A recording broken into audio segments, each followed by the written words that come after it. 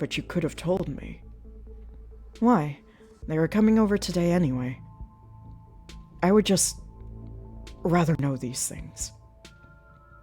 Noted. Noted, but she won't do anything about it. Her son will remain in the dark. You know, I think I saw a video online about a family like yours. Turns out the mom was poisoning her kid for 18 years. Okay, this is one thing that I really love about this game.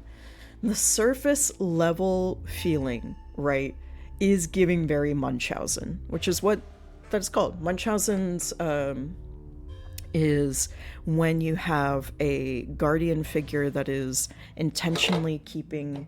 Sorry, knocked my can.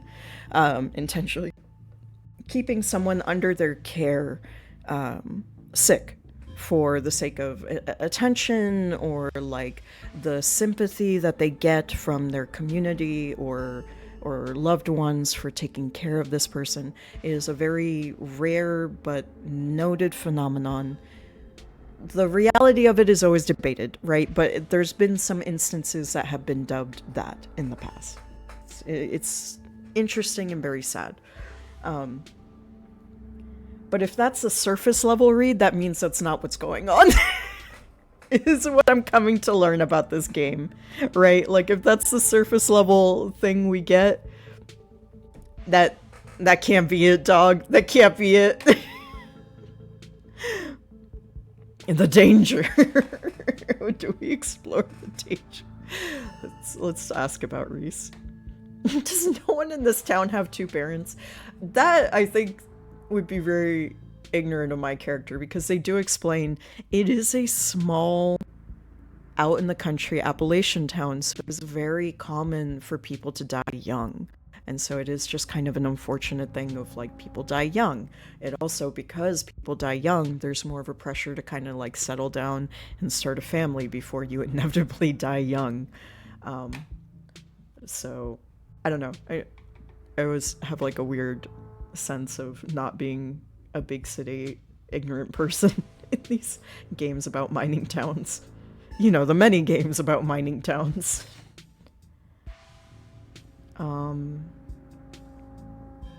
Oh my god, all of these are... Reese is a talented artist. You must be very proud of him. I'm like, all of these are landmines. I don't want to be rude to this really hot doctor. Sorry. He has a lot of skill, honed through practice and dedication. I can't say I understand a lot of his pieces, but of course I'm proud. Thanks, Doc. Oh my god, they're all so rude. Small talk, the danger. I don't think the doctor cares about ditchlings.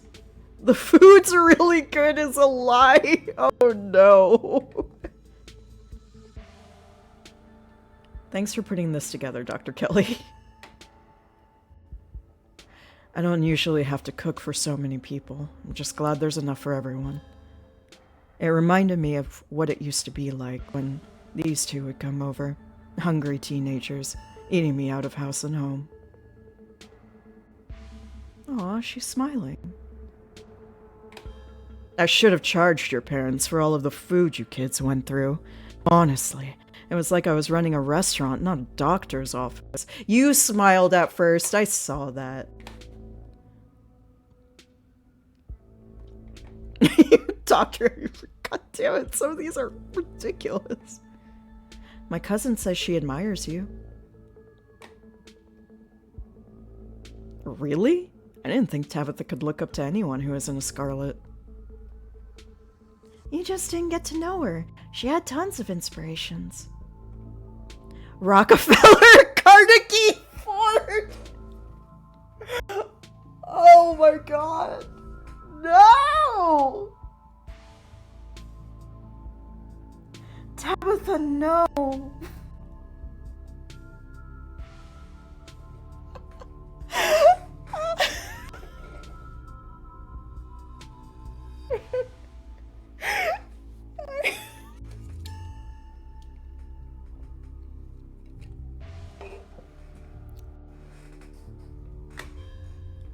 God, this is the most scuffed episode of my stream in a long time. I'm having fun though. I hope you all are having fun too. Imagine being a little kid and looking up to robber barons. I don't know. I'm just imagining her with like a little storybook about Carnegie. Like, wow, I want to grow up to be a robber baron.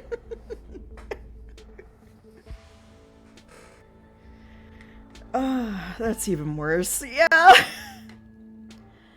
If she admires me so much, she shouldn't be afraid to come in for her yearly physical. Especially since her aunt and now her mother both passed away at such relatively young ages. And I think the women in the previous generation fared even worse than that. I can't remember the last time I saw her in my office. She should get her priorities straight. Straight? You can tell her I said that. Maybe she'll listen to family. Fair? What, we're selling to Kanika like as kids? This conversation is so off the rails already. This is the worst dinner ever. I love it so much. Oh my god. Of all the idols. Noisy and messy, like all kids.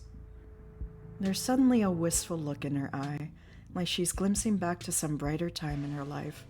Kanika softens too, her shoulders lowering from their defensive place by her ears.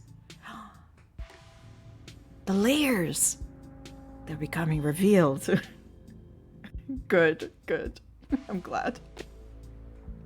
And they always had those little projects, videos or crafts or animal rescues or whatever it was that had captured their imaginations that week. A glimmer of joy at the corner of her eye fades. Her glower returns in its place. So like I said, noisy and messy. Didn't we bring a dead squirrel into your house once? Oh god, not the squirrel. I remember that squirrel. Didn't you think the dog could Frankenstein it back to life or something? That's really interesting that he calls his mom the dog. Like, God, I want to play through this game 5,000 times. There's so much.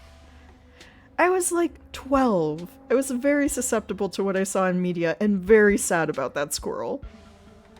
That's one of those things that keeps me up at night. I still feel guilty about bringing that thing into your house, Dr. Kelly. I'm just glad you didn't make it into a habit. Why didn't you want me poking around in the clinic?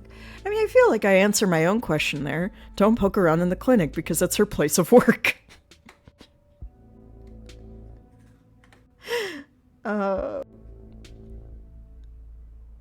What can I say about the danger? Okay, there's some like actually not insane questions. Have you seen any weird hairless creatures scurrying around in the woods at night?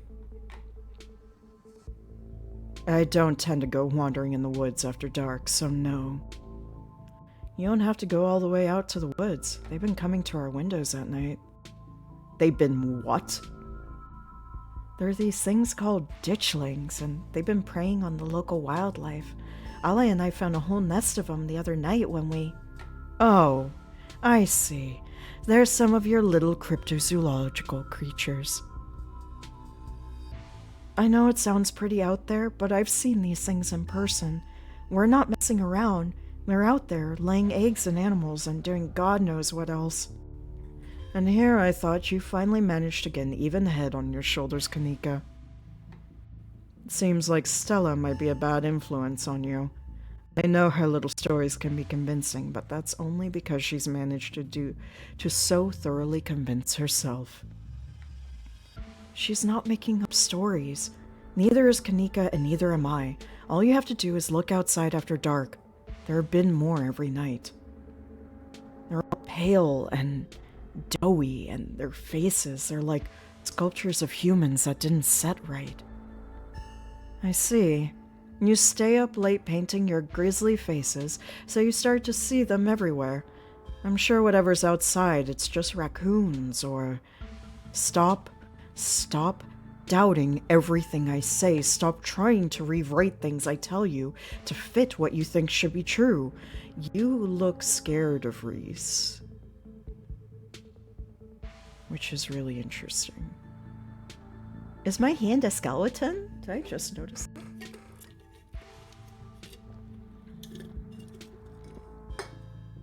Interesting. There's weird shit going down in Scarlet Hollow, whether you want to face it or not. I need to get another water. Be right back. Sorry.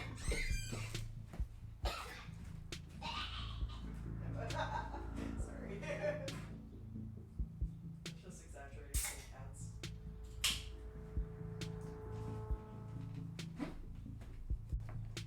Cold sparkly water. The bubblies. The bubblies help the throat. I don't know if that's actually true, it just feels like it does.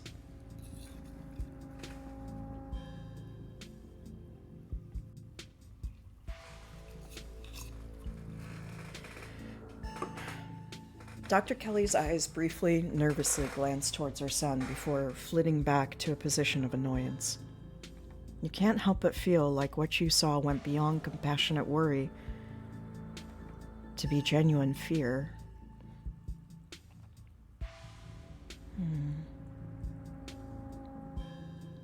Have there been any strange illnesses spreading around town? What? No. Are you sure you haven't met with any minors who had unusual symptoms? Anyone who seems sort of drippy or strangely ominous when they talked? He's called Wayne, Kanika. No, I'm just kidding. Sorry to pry, just doing my due diligence. Absolutely not.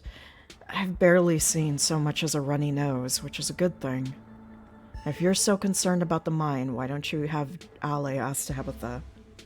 I have no interest in violating HIPAA for your weird investigation into nothing. Alright. Well, this has been a awkward evening, ma'am. He remains silent, quietly picking at store-bought spaghetti and dinner rolls. So, we were talking about maybe watching a movie sometime this week, while Ale is still in town. We'll have to see how you're feeling. I can handle a movie, Doc. Yeah, we'll just sit downstairs in the dark. Reese is used to that. I'm sure he'll be okay. You're always overestimating how much you're able to do, Reese. This is why you keep getting sick. If I get sick, so what? It's not like it's ever gonna change. I am sick every day, and I'm not getting better. I don't want to spend the last few miserable years of my life holed up in a basement alone just because seeing my friends has been deemed too strenuous. And I'm an adult, for God's sake. I can't believe I have to ask for permission from my mom just to have friends. Reese stops mid-sentence, wincing in pain and wrapping himself in his arms. Oh, my God. You got sick really fast, buddy. Don't say things like that. I'm doing everything I can to try and fix... Silence as Dr. Kelly's eyes shoot open. Reese? Reese abruptly pulls himself from the table and leaves. Damn it! I knew it! I knew this would be too much. Everyone get out of my house, please. Just leave us alone. Stop trying to interfere with his life. All it does is hurt him more. But we can't just leave him like this. Now is when he needs friends the most. No, now is when he needs me the most. I am his doctor and his mother.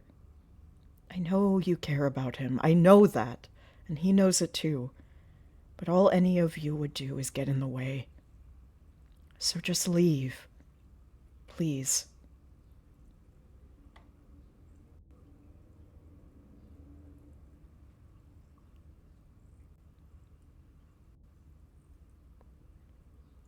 Don't think we don't know something is up here. I don't... Something is obviously really, really wrong if getting like a little upset at dinner knocked him the fuck out. And I think these first two are really accusatory, and I want to give the benefit of the doubt to Dr. Kelly. I don't think she's doing anything evil. I think she's dealing with something far beyond what we're seeing right now. That is a cool ass painting, by the way. He seemed fine before dinner. It always comes in waves, and I can assure you that right now he's very much not fine. Now leave. Oh, hey JD. Welcome on in. You missed the very awkward and terrible dinner. The three of you are rushed to the door. We'll be back, Reese. I hope you feel better soon. Dr. Kelly shuts the door in your faces. The click of the lock signals the end of your dinner at Reese's. Did either of you get the impression that Dr. Kelly is afraid of Reese? She never turned her back towards him. Are you sure she just wasn't being overprotective? I'm sure that's all that's going on, and she has every right to be. I mean, the poor guy took 2 bites of food and got sick immediately. I can't imagine what that's like for both of them to go through. Yeah, but if she was being overprotective, she'd have sat between us and him. She had her back to the window. That's interesting. If anyone should be afraid of anyone in that house, Reese should be afraid of his mom. I think you're both reading into things too much. Dr. Kelly is good people. Look, I'm just saying, maybe there's more to their dynamic than just him being sick. But it's not like there's much we can do about it right now. We could probably go back and forth on this for a while. Let's just get going. The sun is setting and we wouldn't want to miss a second of ghost action. Stella hurries off down the hill, almost as if to run away from what just happened. You and Kanika follow her down the slowly darkening street. I want to know what's going on with Reese and Dr. Kelly. Ah! What did it do? Who that? Who you? Is that a ditchling or a bird? Are you a ditchling or a bird? You gotta tell. Oh, wait, no, those are ditchlings, so that's probably a ditchling there. There's too much more obvious ditchlings right here. Oh, God, they're everywhere. There's some here. There's some here. That's a weird statue. There's some there. That's. Hi, Wayne. The fuck you doing there? Just Wayne hanging out there. All right. If we could have opened that door? Yeah, don't answer if you actually know. I don't know. I don't know. I think if I play through this again, I'm gonna like be hell bent to open the door. It'd be so funny. I open it, it's just a clinic. It's like, oh, it really is just me being super rude.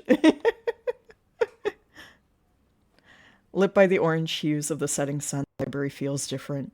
What was once a quaint building in a small town now stands as an imposing structure, its walls holding something that stares back at you with menace. Maybe Kanika is right. Maybe ghosts aren't real, and the rest of tonight is going to be a pleasant break from the events of the past few days. And a chance to get our cousin hooked up with Stella. You can't help but feel like you're about to walk into a slasher movie. Never mind. You read through a mental list of everyone who's joining you, trying to figure out if you'd make it to the end. Who are you kidding? Order doesn't matter. Stella or Kanika are probably the final girl. Yeah.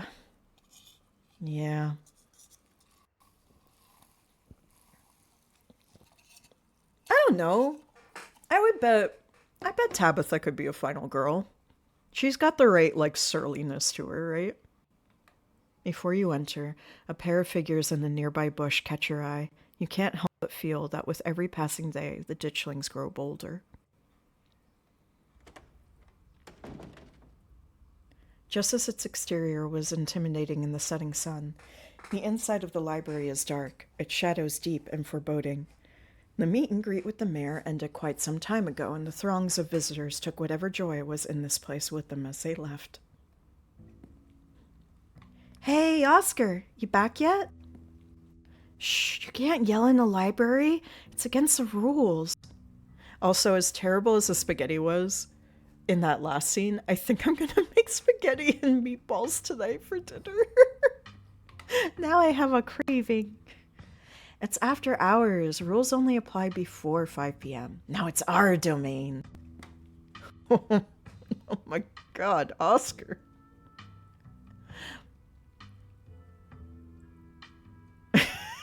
Just the way he looks too, he's just like, oh well, hello there. I didn't know that you would be coming into my library. Ah, ads, okay. I get jump scared every time the library creaks like that. No, it's... Ed, I'm sorry. It's probably my chair. My chair is super key, which is good for when I play horror games, but also I think it adds extra jump scares. Alright, everybody enjoy Oscar. Well, look, they're enjoying Oscar too. They're all like, oh, Oscar, you feeling yourself. You're doing wonderful. And let me hydrate my poor voice. I know last week we did 2 episodes, but that's because episode 1 is kind of short. So that's why I did 2. And also because I was like, I gotta do another. But from now on, we're only doing 1 per Sunday. Because as you can see, the episodes are much longer from here on out. Like, we're not done with this one yet, and we're already 3 hours in. I don't know where it ends. And it very much depends on what we end up doing. So yeah.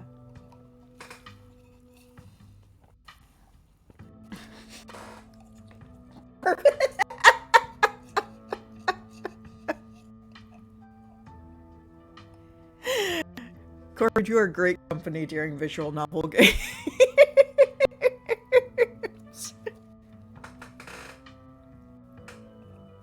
I definitely want to do more art streams this week, but I just have to figure out how that's going to work with the temperatures of summer.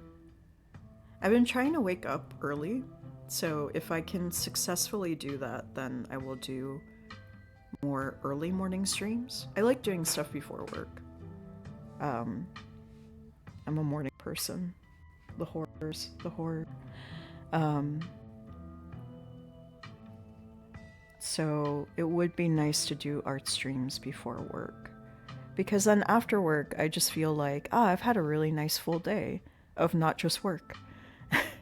Because I get really tired after work regardless, but I don't necessarily get too tired if I do stuff before work. It's weird.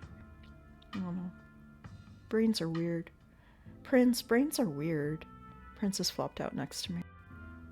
I don't know where Seatbelt went. She like had treats earlier and then just like got out. She was like, well, if you don't have more treats, my business here is complete. Yeah! I really want to sculpt Poco. I think that'll be super fun.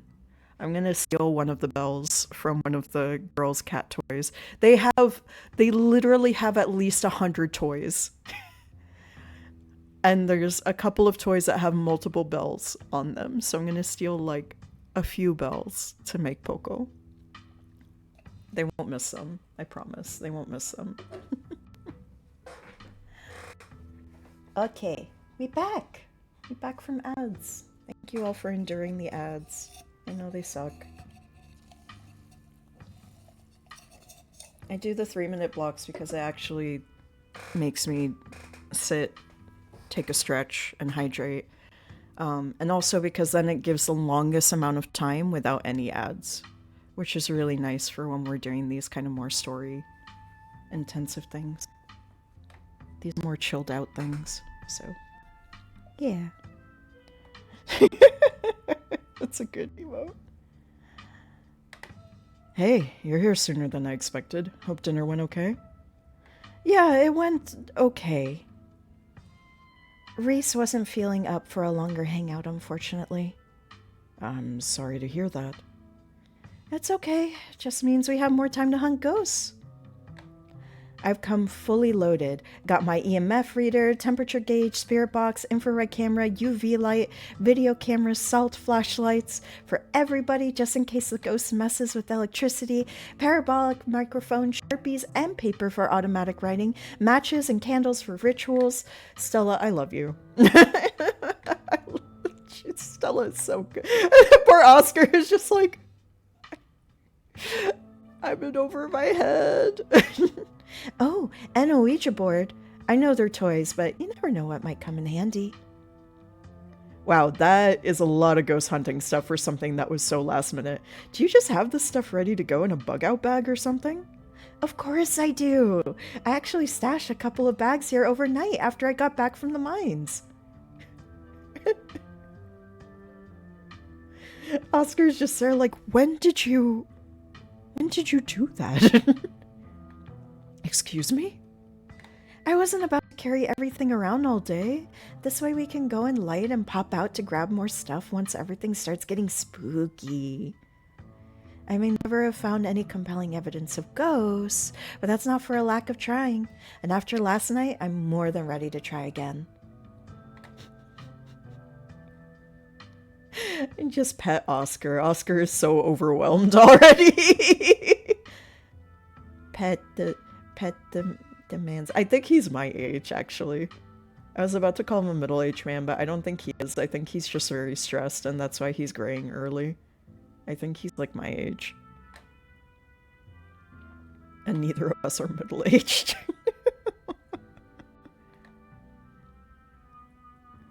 I have a bad feeling about this. There were ditchlings in the bushes outside. Yeah, so what does that mean that the ditchlings are outside of Reese's house? I want to know. I want to know by finding out in the game. We'll get there. I'm sure we'll find answers eventually. Who knows how many more are lurking around out there? He's early 30s. Oh, he's younger than me. I'm 38. me here calling him an old man, and he's like 6 years younger than me. That's concerning. Are we sure it's safe to be around them?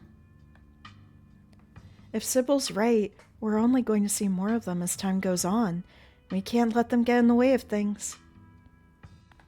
This whole town is one big supernatural death trap. There's nothing unexplainable about a mine collapse. That's true. There could always be a rational, non-supernatural explanation to what I saw last night. Like aliens. Fuck it. Oscar liked it. Never mind. He didn't anymore. He was like, yeah, what?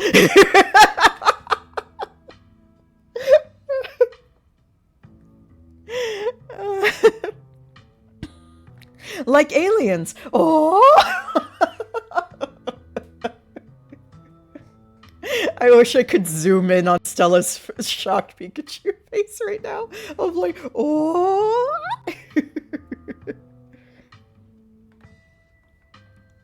Oh yeah, I could see that. Nope, no way. We're not going down that road. It was just a mine collapse.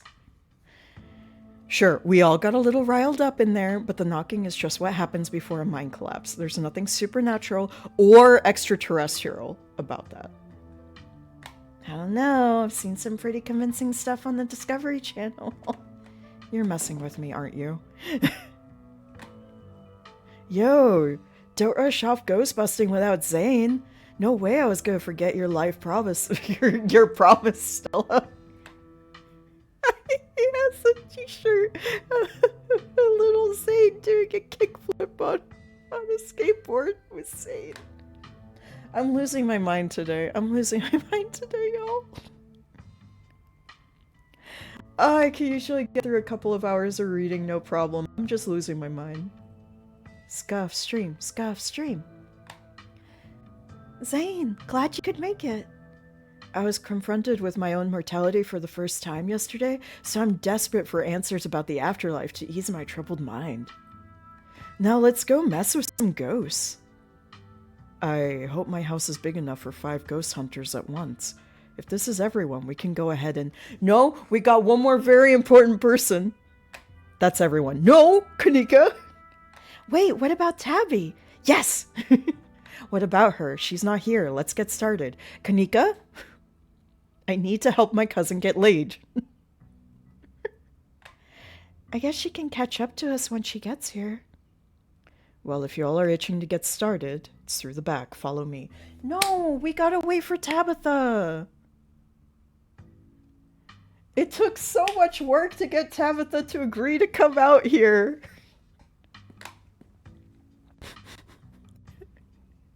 All my hard work. Oscar, let me rest my head in your manly bosoms to feel better. What? They know what they were doing. That's a really cool hallway, though. Looks like the sun has almost set. This is when stuff usually starts to kick off. I haven't been back inside for about a week, so I have no idea what to expect. Hey! You didn't think you'd be doing this without me, did you? Rosalina? I thought you were at Alexa's place. Sorry, Mr. Gutierrez. She's really convincing. Oh, hi Zane. What's up? Yo. Is Zane gonna die? Zane is very much the character who would die first in a slasher movie. You don't have to leave me out of stuff like this anymore, Dad. I'm not some fragile thing that needs protecting. Let me just look at art details really quick. Books. Cool. I can handle seeing a ghost or whatever it is keeping us out of our house. I really don't think you want to see what's in there, Rosalina.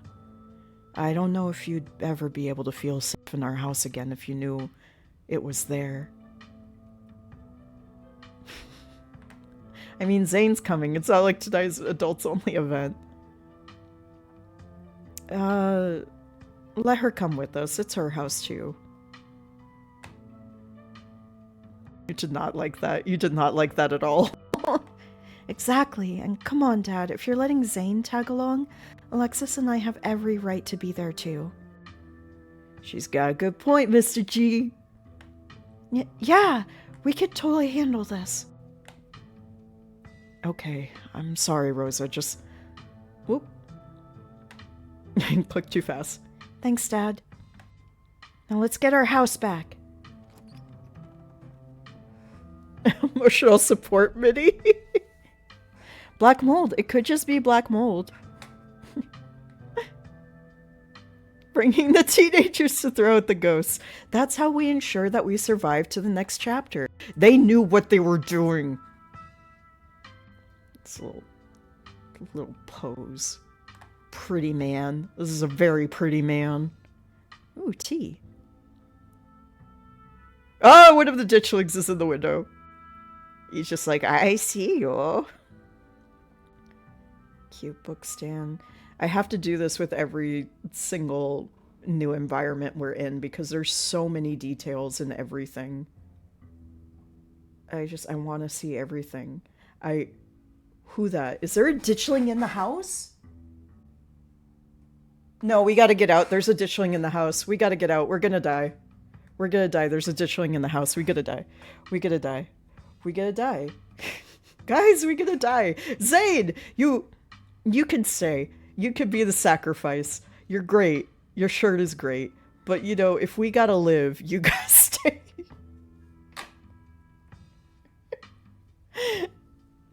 Sorry, Zane. It's been decided by the laws of slasher movies.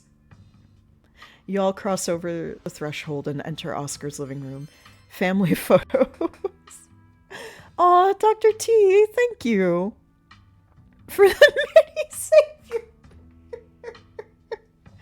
Thank you, Dr. T. Thank you for the sub. That's very kind. I hope you've been well.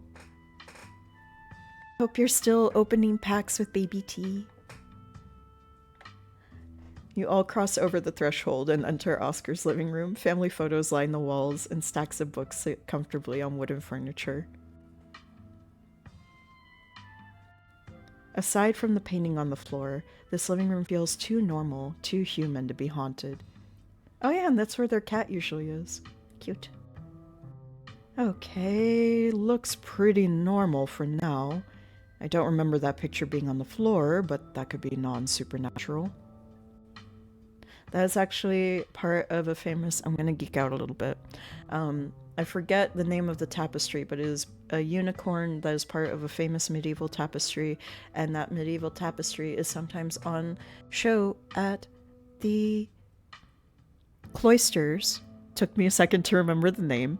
The Cloisters, which is one of the subsections of the Met that's actually upstate, next to the river, and it's very pretty, and I highly recommend it. It's basically a tiny castle that they made, and you can roam around and look at medieval art, and it's really cool. So yeah. It's really cool. Art nerding out over. None of my equipment is picking up anything around the picture. But I'll set up a camera in case it falls again. Could be important evidence. You might want to save your cameras for Rosalina's room. That's where I seen the ghost manifest. It's just down the hall. Oscar and Kanika startle as the door swings open. Tabby? Yeah! Oh, I knocked the mic. I'm sorry. Blizzards on the half shell.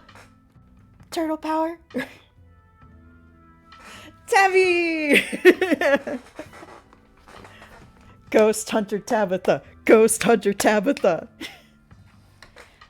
Seems I made it just in time. Let's get this show on the road. I don't have all night. Yes, you do. You don't do shit at night. Tabby! Oh, she got all shy. Great, she's here. Wow, Allie, you really brought the whole gang together today. I have every right to be here, Kanika. My family built this place, you know. Yeah, I know. We all know. Ollie, what made you think inviting her here was a good idea? You two get along enough for these two to smooch. She's my cousin. She just wants to make sure I don't... What? I like her. We're friends. You know what? Yeah. What? I like her. We're friends. We're all friends. We're friends. Oh!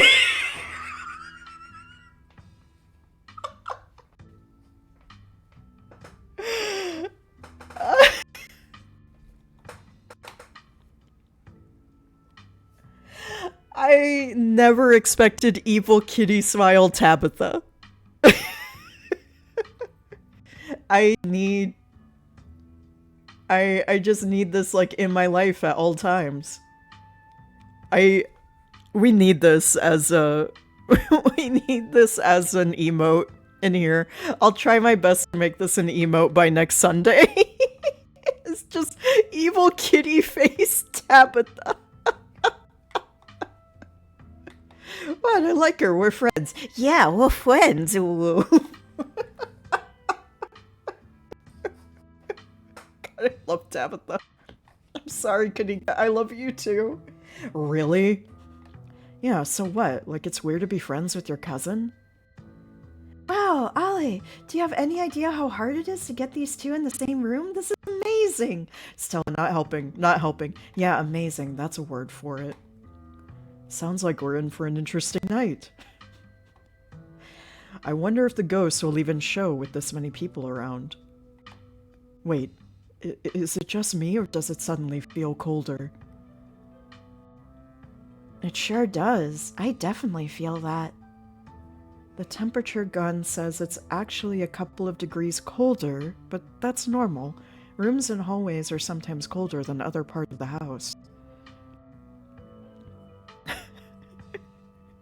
Kiki! Nobody expects evil kitty smile Tabitha. She's about to get the zoomies. Yeah, she's here ghost hunting with her ex-girlfriend. She's gonna get the zoomies. Whoa, a genuine cold spot. I gotta snap a pic for posterity. Thanks, Saint.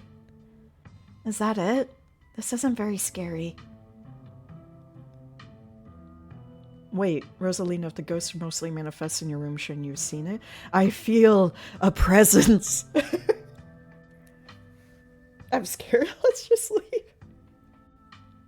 I am scared of the ditchling being in the house. Somebody gonna die. I think we'll cover more ground. We split up and search for clues. Oh man, I love all of the options.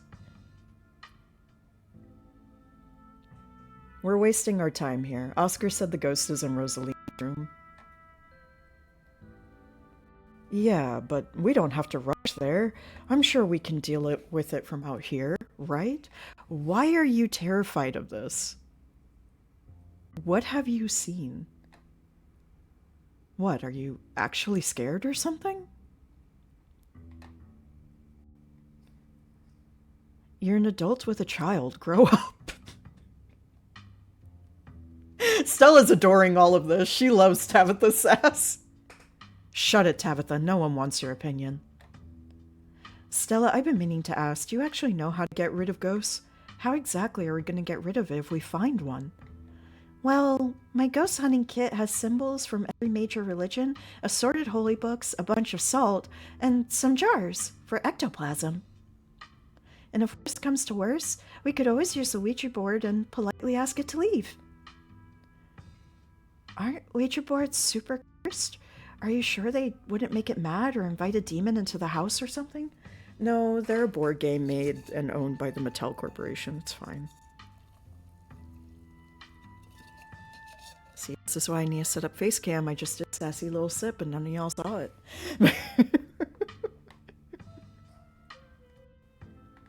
Ouija boards are toys. The only power they have is scaring kids at slumber parties. I think I'd rather not take the chance. One ghost is enough to deal with. I don't much like the thought of opening the door for something worse. Wow, you've never been this superstitious, Dad. This ghost has you really freaked out. Okay. Oscar takes a deep breath before continuing. Let's head to Rosalina's room. Follow me. Rosalina, is there a blood stain on your floor? Let's see. Teen Interest. Oh, I fucking love Teen Interest. Many Boys, new album. Anime. Twilight reference, probably. Furries? This rules. Oh, little bat. Great teenage room. Bloodstains! Teenagers love bloodstains! That feeling again, like the mines, like the door to the clinic, a dusty, suffocating, dizzying feeling. Something is in this house, though whether it's a ghost or something worse, you aren't sure. Whoa. This is where I've seen it. It appears on top of the stain. Yeah, that's gotta be tough to scrub out. Doesn't the county own this house? Do they know about the damaged carpet? Have you seen your house? I don't know how that's relevant. Weird. I'm not getting anything. It's not even cold. It's the same temperature as the living room. Nothing on the EMF either. Maybe you need to see a doctor about that, Savines. That's a lot of blood. And as somebody who is getting screened for endometriosis lately, if you do have very painful or very bloody periods, please talk to your doctor and find a doctor who actually takes it seriously. So that you don't need to suffer, the more you know. There's your PSA. I'm losing my mind today.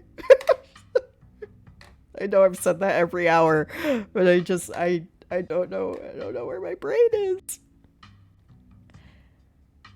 Then your equipment is wrong. The stain is definitely paranormal. I've scrubbed it out too many times a count and it just keeps coming back. That could also be mold. If it keeps coming back like that, that could be mold. Or a broken pipe. Rusted pipes can sometimes make random blood stains in things. Not blood, but blood-looking stains. It's just a stain, Dad. Can we just cover it back up? I don't mind sleeping in here. Let's get scientific about this. If you scrub the stain out a bunch, maybe it's part of a summoning ritual. What? I've never heard of a bleach-activated ghost before. You don't use bleach to clean a carpet, Tabitha. Whatever. How was I supposed to know that? Not everybody gets to learn how to clean things. Tabitha. I love Stella just smiling there like, this is great! If y'all are offering free carpet cleaning, be my guest. You tried tearing up the carpet? It's probably just a rusty pipe leaking through the floor. Yeah! That's what I ghost blood. I have had that same issue with walls before in an apartment I lived in a long time ago. That was my first thought too. Have you tried tearing up the carpet? In the house owned by the government? No way. I'm not messing with their carpets. I'd rather scrub ghost blood out of it every day and have the government take me to court for destroying their property. I mean, they're probably going to blame you for the stain, so at this point... Don't worry, I'm sure they'll just take you to court for neglect instead. Allie's right. Did it not occur to you that it could just be a leaky pipe under the floor? I hate to agree with Tabitha on anything, but some kind of structural damage does seem likely. Tearing up the carpet doesn't seem like such a bad idea. I'm sure they'd rather you discover some structural damage now before it gets much worse, right? Plus, there might be something written under there. In blood! Only one way to be sure! Stella! Stella excitedly starts tugging at the corner of the carpet. Oh dear. You're doing the government a favor, really. Oh, it's a trapdoor. Hi, Spam. Welcome on in. We're ripping up carpet. Stella pulls back the carpet, revealing a hatch. The floor around it is stained in reddish brown. There's a broken seal around its edges. Whoever carpeted over this hatch didn't want anything getting down there. Tabitha is so spooked right now. Everybody is. Everybody's like, what the fuck? What if there isn't a ghost after all? What if somebody lives down there? Okay, maybe I don't want to sleep in here. There's a broken seal around its edges. Someone didn't want us down there. Yeah, how long ago was it sealed up? Whoever did this gotta be long gone, right? There's no basement in this house. At least we weren't told about a basement. The floor, it's hatching! That's so good. And look, all the red stuff is coming from underneath! Yay!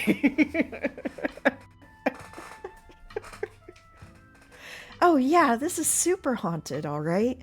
You've got a basement chock full of ghosts, I could just feel it. Y'all know last month was super rainy. It's clearly been a long time since anyone stepped foot in the basement or crawl space or whatever it is under that hatch. There must be a leak that flooded the whole area under the house. The water dissolved the caulk around the edge and leaked through to the carpet, and it's red because North Carolina has red-ass dirt. It's as simple as that. It's not mud. It's blood. Human blood. I tested it. How did you test it, Oscar? Also, what?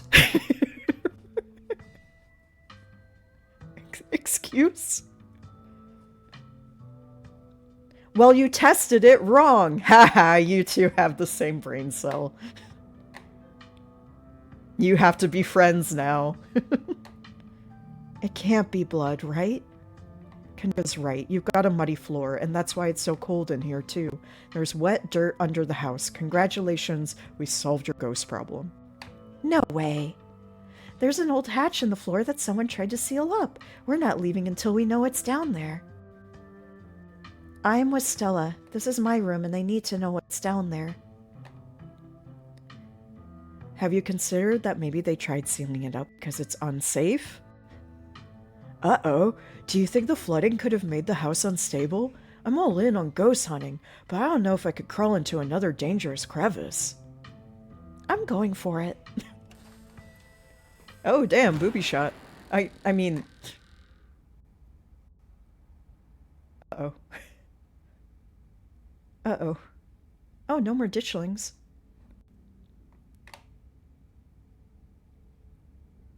The painting's gone!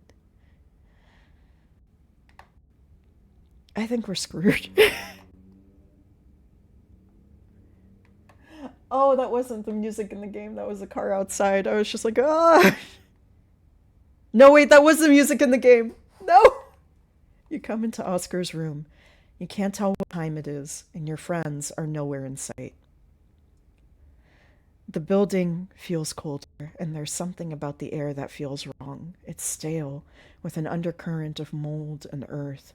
It makes you feel claustrophobic, as though you're in a coffin, each breath depleting what little oxygen is left.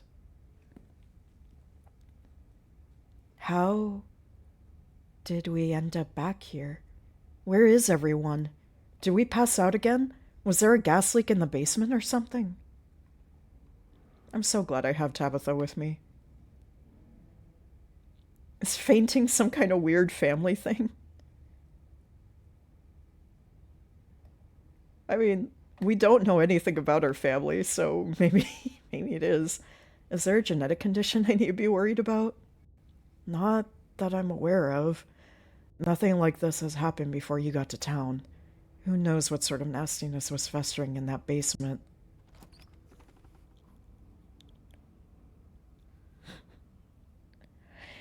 You're on a path in Oscar's in Oscar's house, and at the end of that path is a cabin. We should do another playthrough of Slay the Princess here. I think that's one of the lost VODs, is the Slay the Princess run that we did. Which is sad, because that was so much fun. That story was so beautiful. And there's so many princesses we haven't seen. So we really should. We should do another run. I could do a clean run. Just scrub it completely clean. Do a fresh run like I did here. I'll think about it. I'll think about it. Let's do Scarlet Hollow Sundays first. It's so good. It's so good. Your cousin marches to the front door and opens it. Why does it look like Oscar's house is in front of us? Didn't we just leave? Oh, Tabby, we fucked. We're fucked. We're stuck in a loop. I must just be misremembering things. Let's go. We're stuck in a loop, Tabitha. We're gonna die.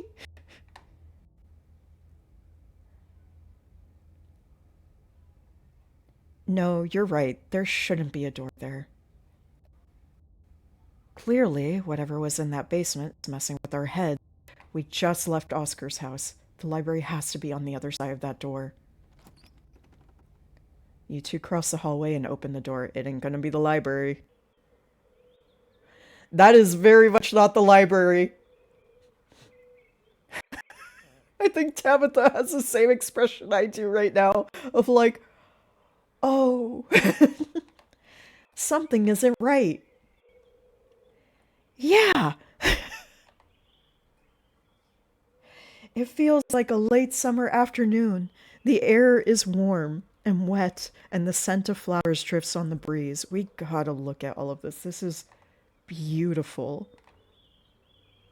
Oh, this is beautiful. This kind of like abstract collage work feeling with like stiff animation was very much I'll get back to the Vipo plans one day, but they're just on hold while life is occurring. But at the very least, I want to make my own layout and stuff one day. This is very much the style of art that I want to incorporate. This kind of animation of creepy collage work. But with more colors, because I like colors. Is this a person? Is this a person screaming at us back here? I see a hand. Someone screaming. Oh, there's a unicorn. This rules. I love this game.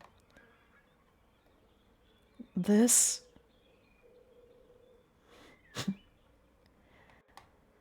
Do you see a creature behind the thorns? It's one of the bad omens Stella and I found in the woods. The creature behind the thorns. There is a ditchling. I didn't even see the ditchling. I think we should be more concerned with the scratchy shadow. This is so cool.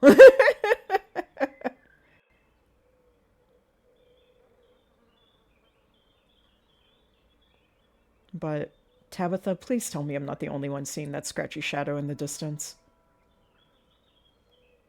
You're not. What the hell is that thing? Am I having a stroke? Are you having a stroke? Are we both having the same stroke at the same time? That's not how they work, Tabitha. Do you see the creature behind the thorns? That's one of the bad omens Stella and I found. Ew.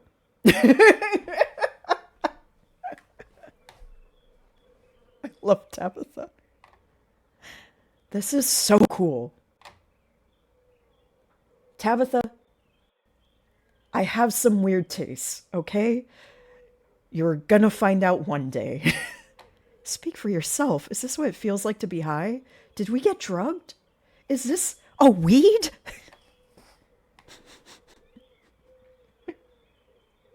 I wouldn't know, and it's all thanks to my school's DARE program. But no, Tabitha, this isn't what it's like to be high. Though, well, I did once get really high undrinkable weed. And did have a dream state awake hallucination that did look a lot like this, actually. But I think that's just my imagination being over imaginative while I was also intoxicated. I have not had a weed drink since. No, Tabitha, this is what it's like usually. Usually, though, it's not what it's like. Oh, so you know what it's like to be high. Noted. Legally, Tabitha, legally. Don't you... We'll talk about this later. It's like she's my real cousin. We're fighting. There's got to be an exit somewhere. We just have to look. Wait, do you hear music? Oh! Oh, Jesus Christ! God. That actually got me. Oh, Stella. Uh-oh. No, Stella, you were supposed to be okay so that you could date my cousin.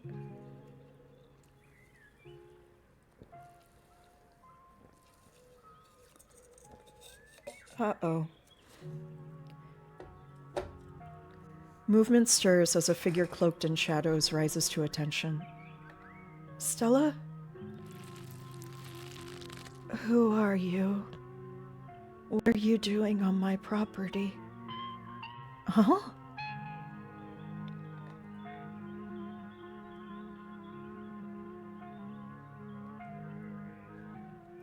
That was my genuine reaction, so yeah. Huh?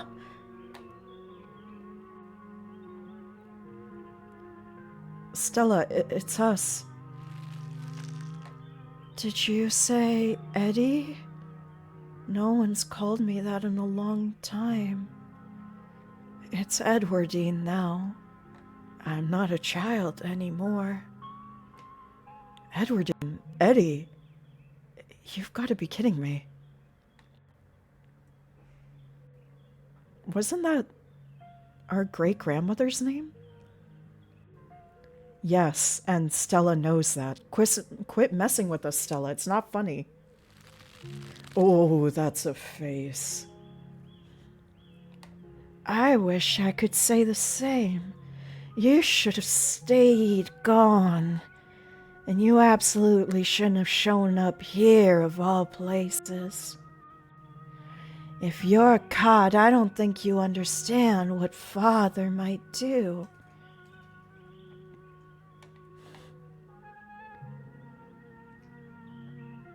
Am I supposed to have memorized lines or something? Maybe this is all part of one of Stella's videos. I hope it is. A flash of pain in Stella's eyes tells you that she's keenly aware of everything that's happening right now. She is in agony. Oh no. I can't. It's not that easy for me. My brothers were sent to Normandy, and now I'm the only Scarlet left besides Father. I have responsibilities, Charlie. Shut up. Shut up! She can't. She's clearly possessed. By what? Edwardine Scarlet? Tabitha tenses. You should just get out of town while you still can. Whatever you came back for, it's not worth it. Let her go, please. No, no. She's gone, along with the shadow in the corner of the room. Oh no. Come on, we must have taken the wrong door out of the annex. We're getting out of here before anything else happens.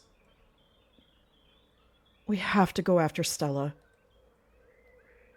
Absolutely not. We are not being drawn deeper into this weird garden, greenhouse, whatever it is. She yanks your arm, pulling you back the way you came.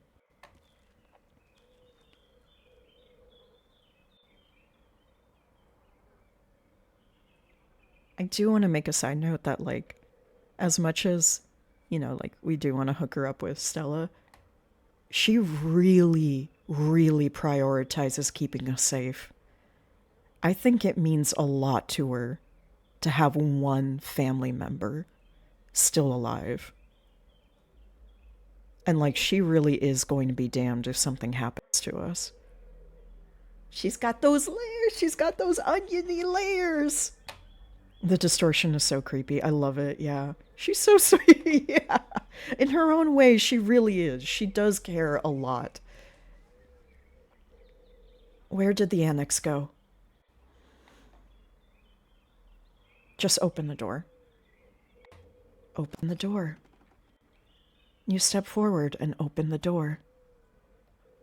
Open the door. We gotta look at all the details. We have to. We have to. Ditchling, cross. Something. Oh my god, the miners are back and yelling at us again. I bet the miners would be really mad at any descendants of the Scarlet bloodline. Maybe they're trying to kill us. Maybe that's all it is. The town just wants all of the Scarlets gone.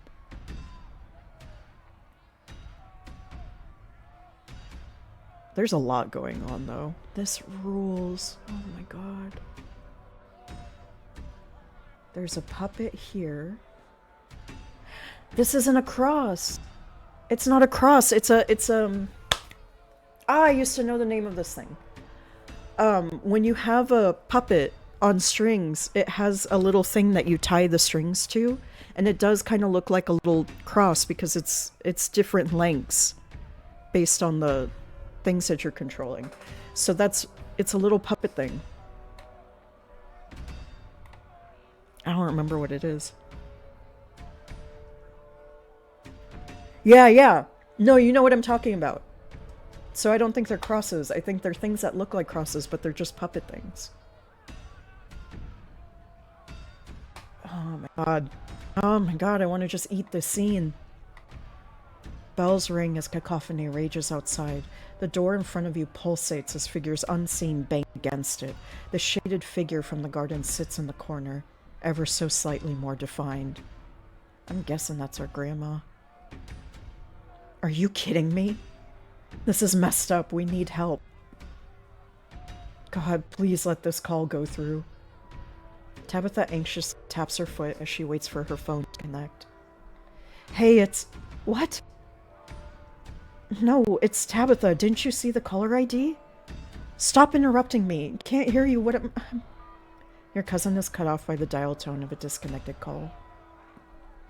Great. She couldn't hear a word I said. Looks like we're on our own. Uh-oh. Oh, I got Rosalina.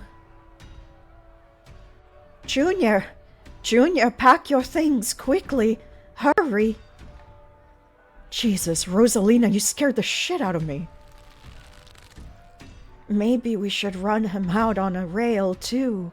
Make an example of the whole family. Oh, God. Charlie and now Junior? Your guess is as good as mine. Maybe they're the same person. Please, he's only a child. We'll leave peacefully. Just give us a little time. They were only children, too. My boy was in there. Why should I give Junior here all the time in the world to gather his little toys and fancy clothes? My boy didn't have that kind of luxury. Oh.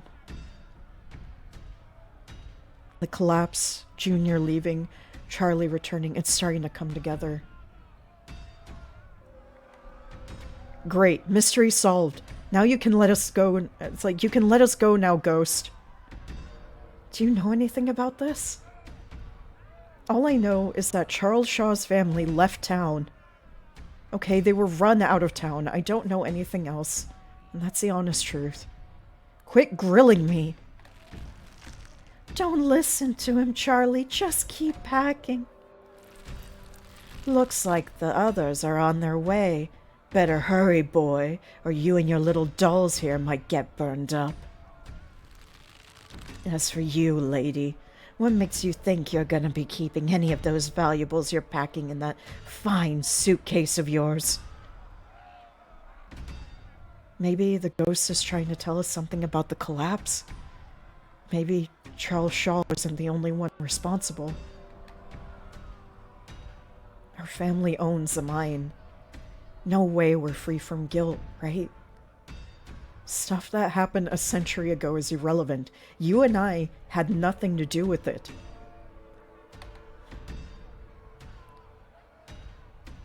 Keep listening. You turn your focus back on the scene in front of you.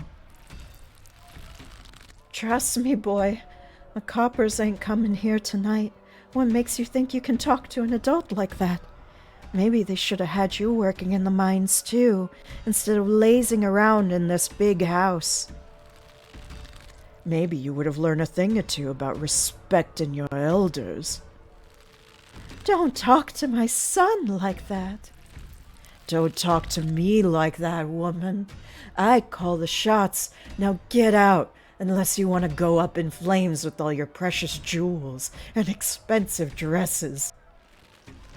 You're lucky I'm even letting you leave.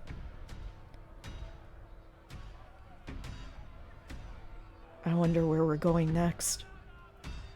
I'm choosing not to think about it. It's okay, Charlie. You can make new ones, even better than these. It's good for him. Shouldn't be playing with dolls anyway. Now you're gonna have to earn your keep just like the rest of us, boy. No more big inheritance for you. Alexis and Rosalina are whisked away, leaving you and Tabitha in the empty room. As they depart, the front door stops pounding and opens into a beckoning white void. We're in hell. We both died and we're in hell. Who did you call on the phone earlier? Friend of the family? Not that it matters, though. Call didn't go through, so we're on our own. Okay, let's put our heads together. What do we know? We know that we can't leave, and we know that we're not possessed, at least as far as we can tell. And whatever we saw in this room, at least, happened right after the Shaw mine collapsed in 1918. I think the only option on the table for us now is to keep going and doing what it wants us to do. Maybe it'll stop at some point, or Maybe we'll figure out a way to escape. There's so many ditchlings here. Yeah, there are. Those things are horrible. No wonder you were such a mess on Monday. Alright, let's go. You and Tabitha walk up to where the pounding door used to stand and step into the void. I'm so glad I had my cousin here with me. Oh, little ditchling in repose. There's another screaming figure. And lots of goat imagery, too. A lot of rams. You're outside, and it's night, a false moon looming massive in the painted sky. The night feels thick and warm, the insects lively, their calls unnaturally tinny. Everything feels warped and wrong, like you're listening to a record fish from the bottom of a pond. Ugh, what magic words do we have to say to get you to let us go?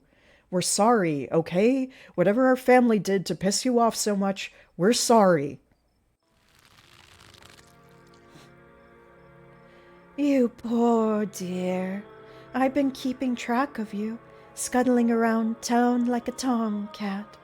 You've fallen hard for Miss Edwardine, haven't you?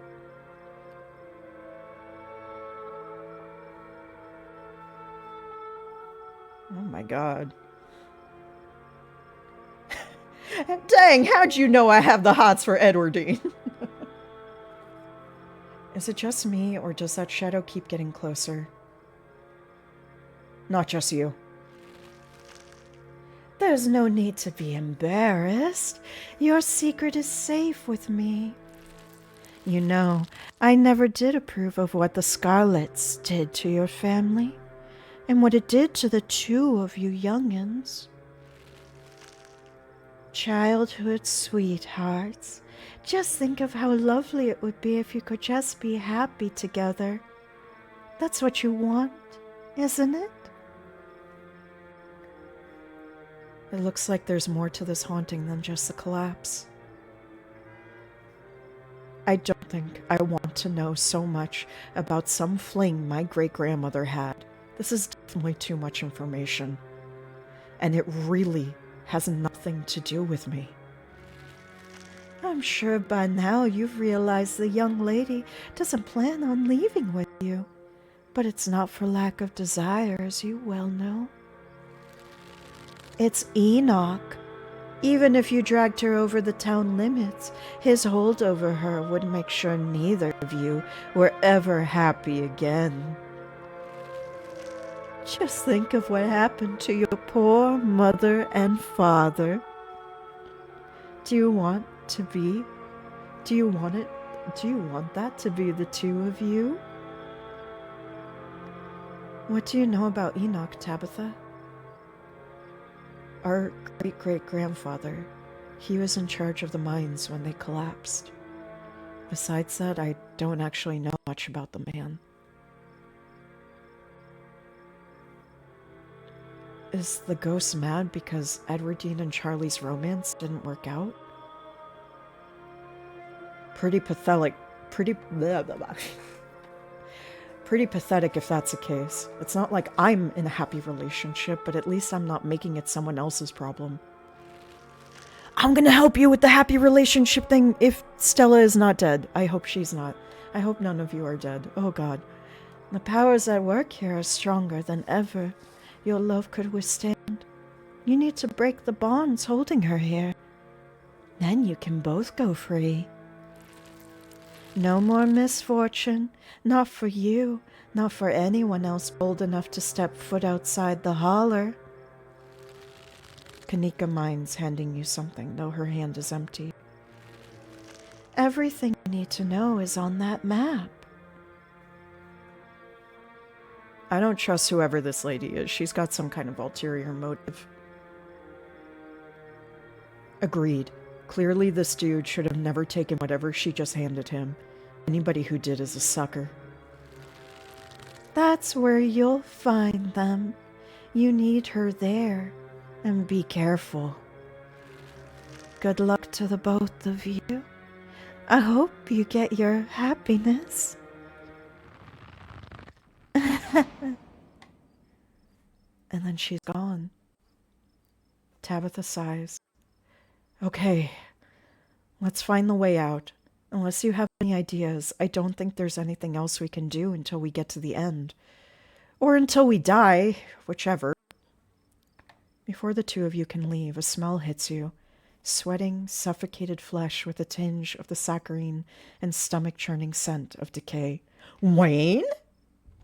Oh, shit, it is Wayne. Okay. Okay.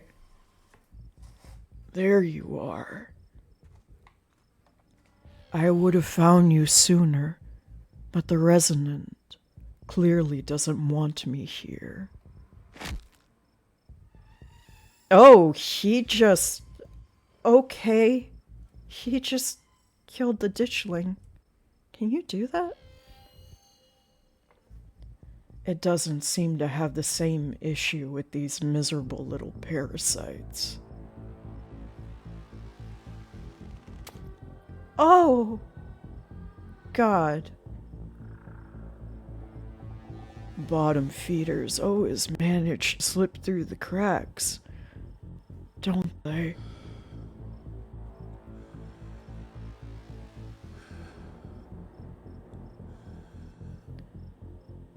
Quick, Tabitha, let's team up against him. Yeah! Tabitha, between the two of us, we could take this motherfucker down. Let's do it. I have a better idea. Let's run away instead. You know that won't do any good. I'm never very far away, even if you run. What an unfortunate situation you've been dragged into, Ale. I don't think that girl is any good for you. Stella? Was that her name? Seems she's skilled at finding trouble. Maybe I should pay her a visit soon, if she makes it out of here alive. Tabitha bolts for the underbrush, desperately pulling you along. Stella. So Wayne is connected to the ditchlings? He knew something about them. I don't know anything about that, and I don't care to find out. But if that gets you to stop engaging him in conversation, then sure, he's connected to the ditchlings, and he's super evil and bad, and talking to him will curse you. Or whatever it is those things are supposed to do. Ooh.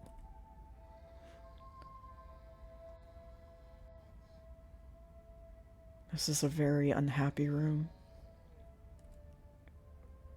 The two of you step out from under the brush and into a long wooden corridor lined by bottles and rails.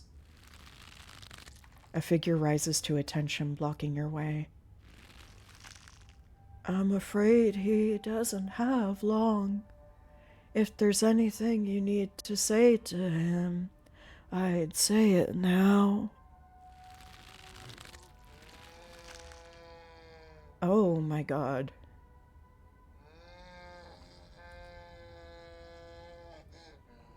This game is the best.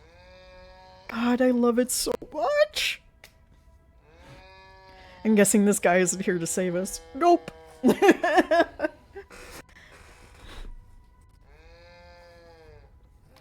Yeah, he just opened a door.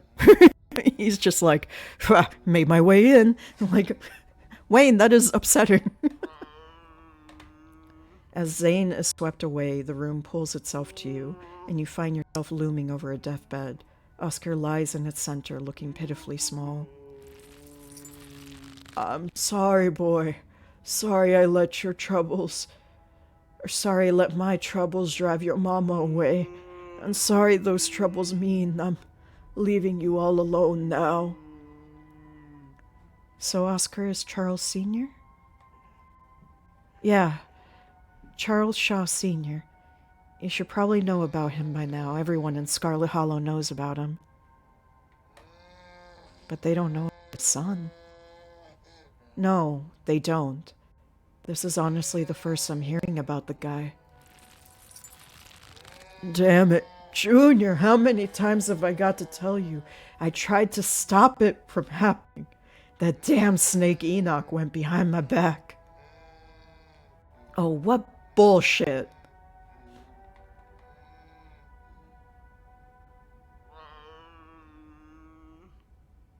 Something on your mind? It was Charles Shaw's fault. Charles Shaw's fault. That's just a fact. You know what they say about history? It's written by the victors. And Charles Sr. was clearly not a victor. As if the Scarlets were any kind of victors themselves. The collapse hurt their reputation too, you know. It took years for the mine to recover. You're right. I've been using that excuse for too many years. At a certain point, a man has to accept when he's dug his own grave. They may have run me out, but they didn't put the bottle in my hand. Still, they destroyed our legacy, boy.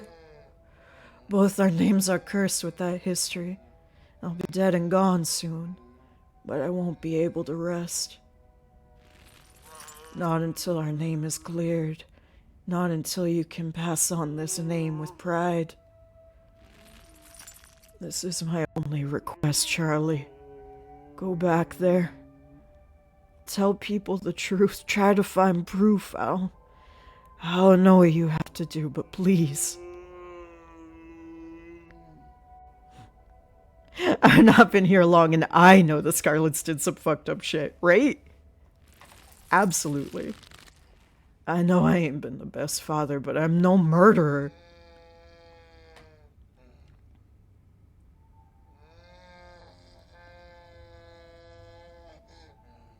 So wait, this is after the scene with Rosalina and before the scene with Stella?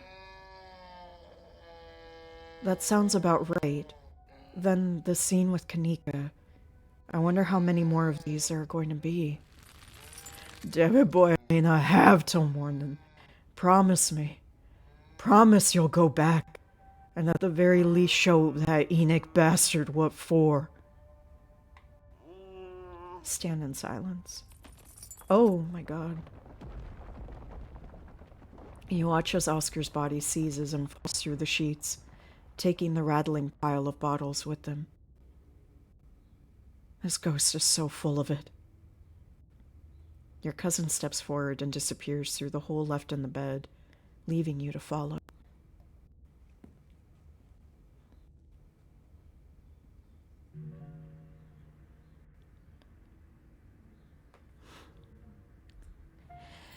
So, your girlfriend's possessed. Which is very unfortunate. Let's look on the bright side. We're bonding. We're bonding so much, cuz.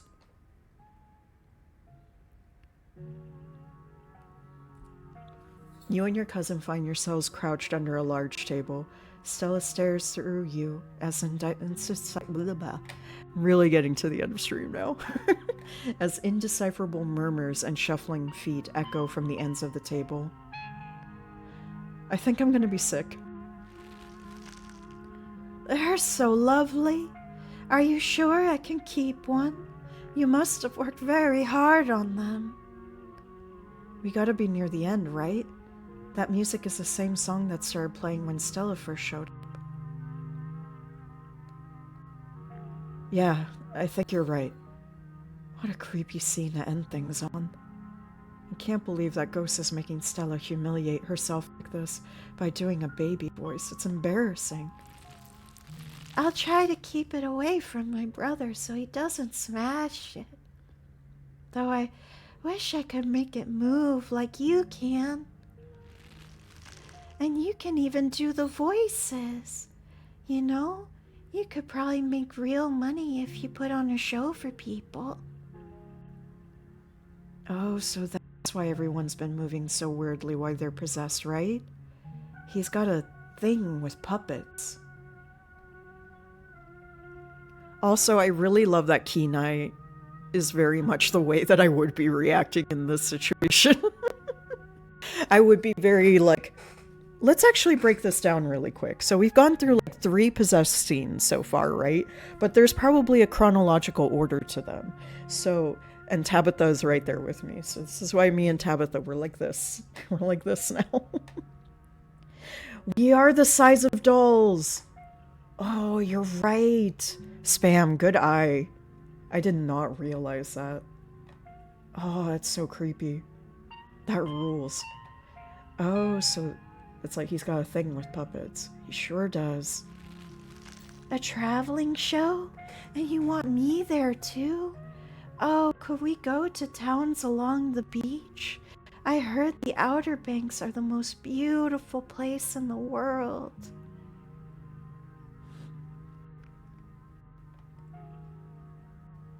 I wish we could go back in time all those years ago and tell them what we know.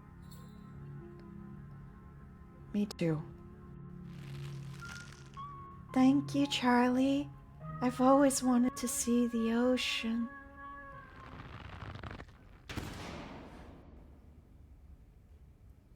It is a big lake. Outer Banks.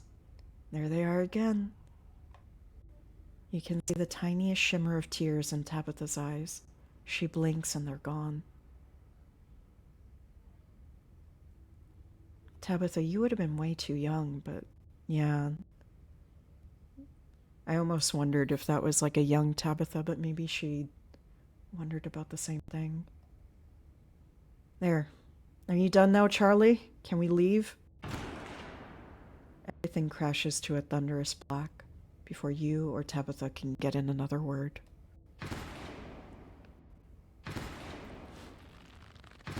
Oh, God. Please be alive, please be alive, please be alive.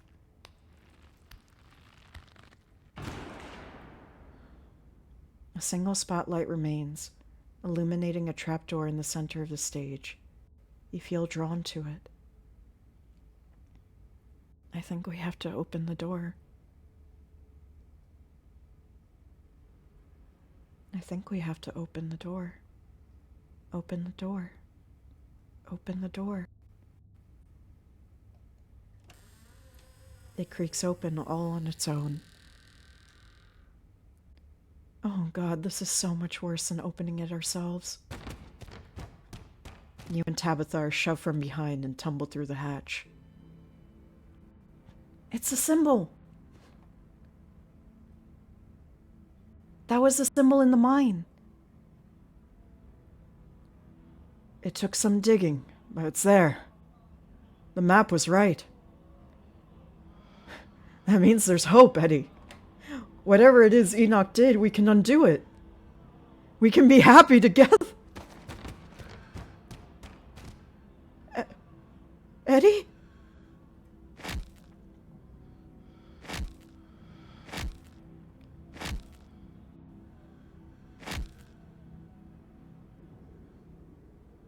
Oh, God. I'm so sorry. Your cousin violently heaves into the void, but nothing comes up. There's nothing here. This place is completely empty.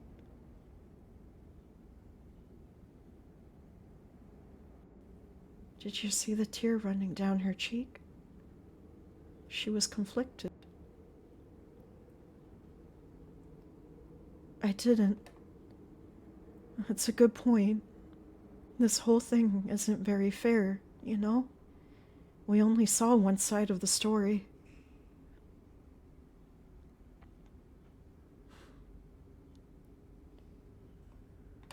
True, maybe this has more to do with Enoch than Edwardine. He was mentioned in passing quite a few times. Yeah, maybe. What now? Do you repent? Do you repent for your crimes?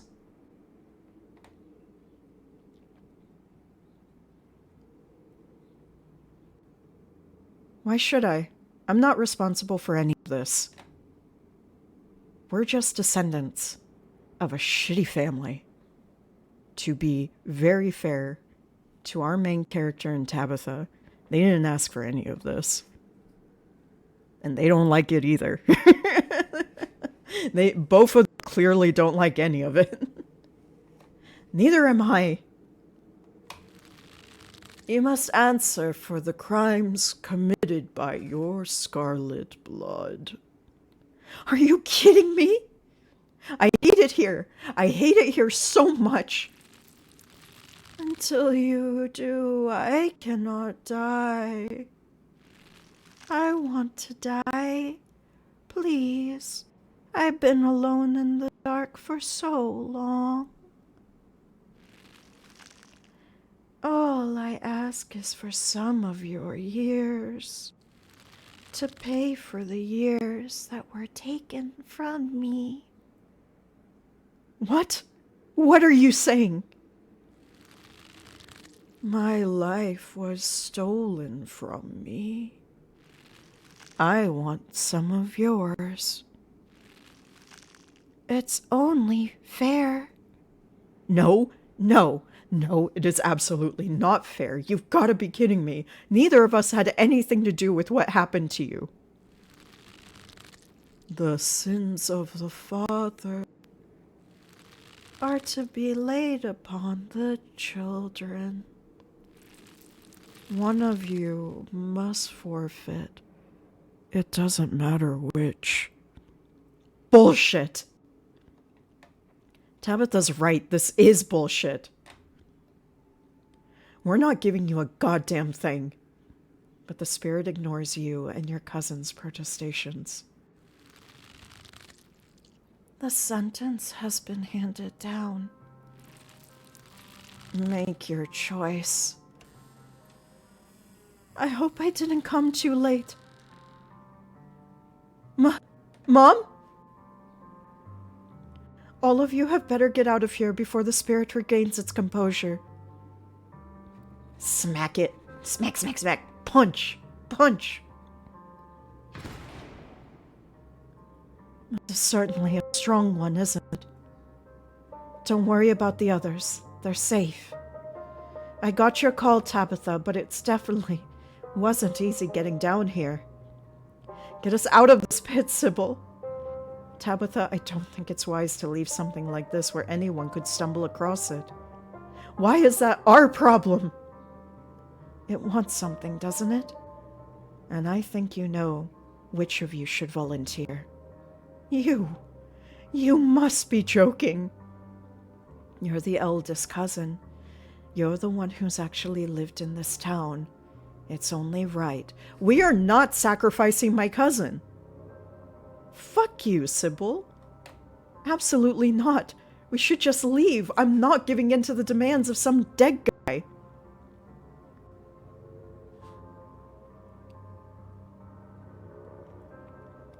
I'm with Tabitha. Neither of us owe this ghost a damn thing, and we're leaving. Yeah, you heard Ale, Sybil. Neither of us are compromising with this thing. Now can you get us out of here? Tabitha, are you sure you want to leave this business unfinished? Absolutely, this is not our problem. If you think it's the best course of action, yes, I can get you out. It's only a question of seeing through the illusion. Good night, Snow. Thank you for hanging out. We're in the basement, even if all of your senses are telling you otherwise. Try closing your eyes and remembering where you are. You do as she says, closing your eyes.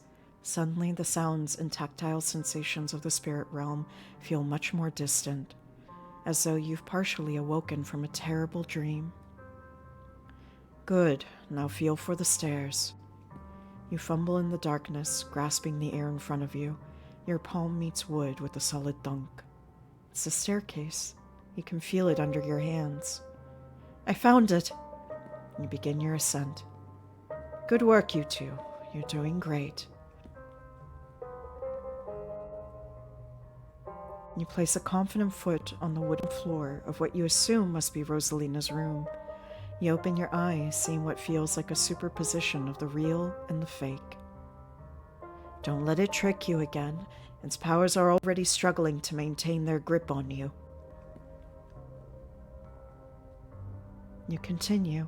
You feel the door frame under your palm and the sturdy walls of the hallway beyond. We're almost out. I knew it. I knew this ghost wasn't a big deal. It's only faltering now because it's exhausted. Don't underestimate the spirit, Tabitha.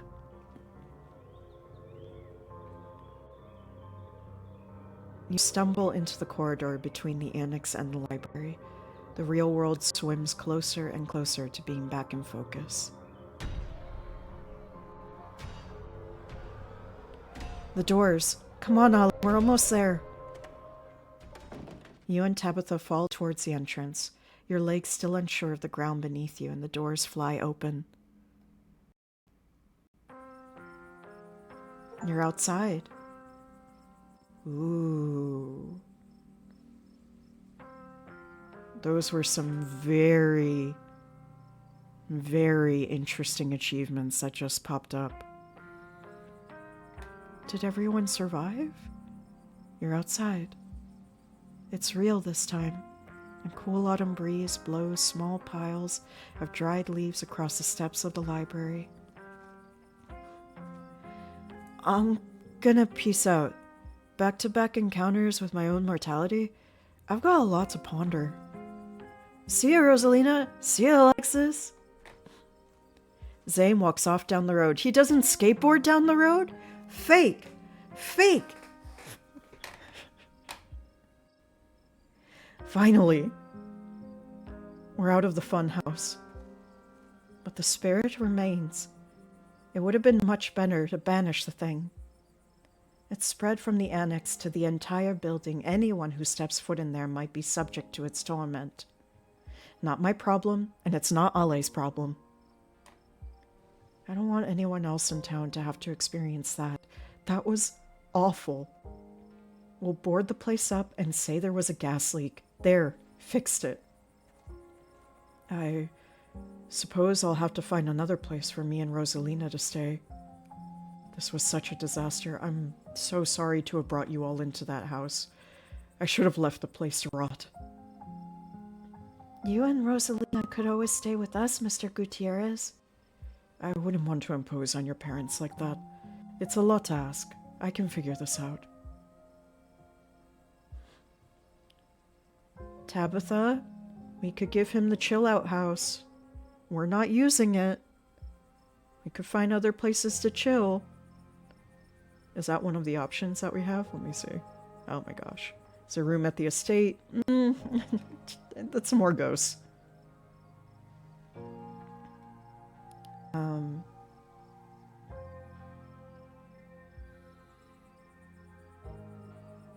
Ooh, I'm not gonna betray Tabitha. I wasn't about to give up part of my life. You know what? I couldn't trust that ghost to uphold its end of the deal, honestly.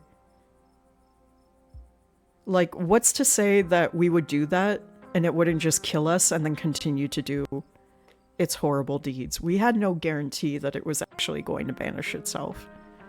It was a pretty shitty ghost and used all of our friends and could have hurt them very badly.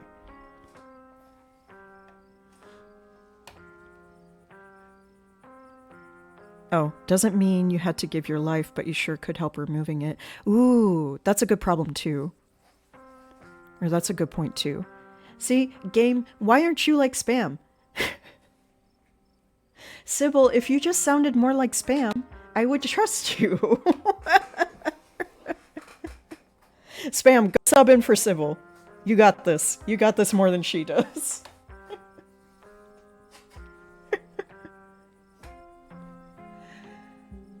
It used all of you as puppets to try and get us. Who's to say if it actually would have went away? Exactly. I'm not going to negotiate with something under the threat of violence. Especially not with something that isn't even alive. I don't know how I feel about there being this big, dangerous space in town that we're just leaving there. You live in a mining town. I'm just saying. But if anyone should have given something to that ghost, it's Tabitha. Kanika, not now. Hey, you never even set foot in this town before this week. You barely count as a Scarlet in my books, and you shouldn't be playing supernatural debts to that obviously belong to someone else. So why does my cousin have to do it? Like, what? I don't know. I feel bad for Tabitha. She has had no life because of being a Scarlet. And being born to the wrong twin. If she was born to my mom instead of me, I would have been the one stuck in this town under Pearl Ann, and she would have been the one that got out of here. Like, I don't know. I think this game has very good writing with very complex characters that are never fully right or fully wrong, and I really, really, really love that. Put me in, coach! Because I see both the rights and the wrongs in what Kanika is saying, and what Sybil is saying, and what Tabitha is saying too. And I love it. I love it so much. I love it just all being one big, messy, gray area of mush. It's so, yes, good. Good. It's just a house, and we don't even own it. I'm not going to ask anyone to sacrifice years of their life for the chance of getting a rental back for the government. Also a good point. It's tasty game. Very tasty. I don't think the spirit was lying, but it's much stronger now than it was when you made your choice. If you went back in there, I can only imagine its demands of you would be that much steeper. There's no walking this back. Well, fine. Great. Then we all, in principle, agree it's done. Let's move on.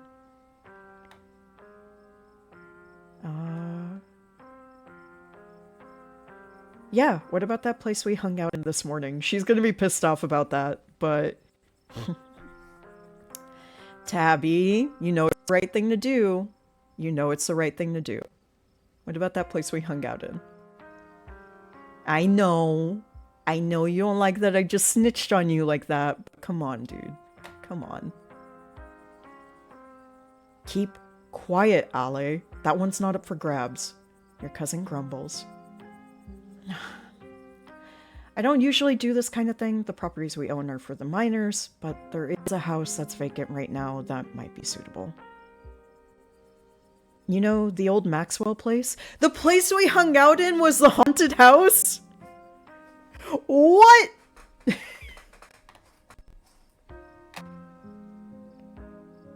What? You can't be serious. That place is falling apart. Is it? It looked pretty good when we went there. Look, I'll tell you what. I won't even make you pay rent for the first month. Wow, a whole month. She's trying. Consider it repayment for literally not giving my soul to get rid of a ghost that wasn't causing any problems until the two of you lived there. Tabby. That's funny. I thought it was your family that pissed off the ghost. Your cousin furiously pulls out a keyring before picking one off and handing it to Oscar. Thank you. This really means a lot to me and Rosalina. Now, if all of you don't mind, I'm going to go home. I think I've had enough social interaction for a lifetime tonight. Finish up whatever you have to do here. I'll wait by the car. Tabitha doesn't wait for you to respond, pushing past you and heading towards the car. Ooh. That's a really good question, Ned. Yeah, I don't know. I don't think we identified who the woman with the map was. We identified a lot of the characters, but not her. That was not the game. That was a child outside because it's summer break. To think that ghosts are actually real, I mean, I know we don't have any hard evidence on us, but we all vividly experience the same thing. Stella's got to be over the moon right now. She looks pretty upset. Where is Stella? I kind of thought she'd be excitedly rattling off theories by now. Oh, she's just standing there by herself. That isn't like her. Hey, Stella, are you okay? What? Oh. Yeah, I'm fine. I'll see you guys later. She hurries off down the road. I think she took the brunt of things in there. No wonder she's having a hard time right now. Should we go after her? I think she just needs some time to herself. Stella's never been the kind to share her burdens, and I doubt that'll change just because somebody goes chasing after her. If anything, it just make her clam up even more. She's a strong girl. She'll be okay. I'm honestly surprised she and Zane are the only ones heading out right now. You've all been through something awful, and each and every one of you needs rest. Especially you, Kanika. We don't want that cold of yours to get any worse. You have a cold? And you hung out with all of us? We're all gonna get sick, Kanika.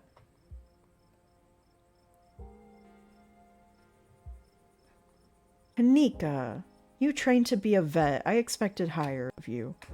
God, what a disaster this whole night has been. I had no idea it would turn out like this. I'm so sorry, everyone. Stop apologizing, Dad. We're the ones who don't have a house anymore. We don't even have the library now. There was another carving in there. I wonder if those things are tied to everything supernatural that's been happening. Yeah, I wonder. One is a coincidence, but two of them on back-to-back nights? I'm sorry, I'm a little lost. Have you been finding carvings around town? I'm sure everyone could stand around theorizing about this and that all night long. There'll be plenty of time for that tomorrow. Sybil, I trust you so loosely. I ran into Wayne into one of those rooms, and he vaguely threatened Stella if I kept poking around. So if somebody could keep an eye on her, that would be awesome. Wait, are you serious? That creep threatened her? Should we be worried about her?